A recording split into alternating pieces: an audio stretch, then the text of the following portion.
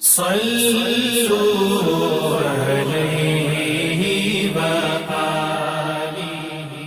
اللہ الرحمن الرحیم۔ السلام علیکم۔ رسول اللہ صلی اللہ علیہ وسلم نے فرمایا، اسلام کی بنیاد 5 چیزوں پر قائم کی گئی ہے۔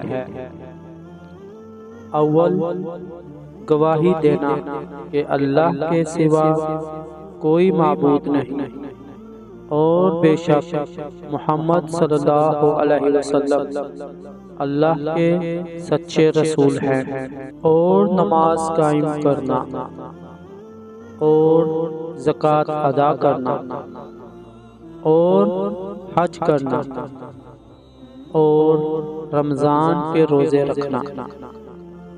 حدیث نمبر 8۔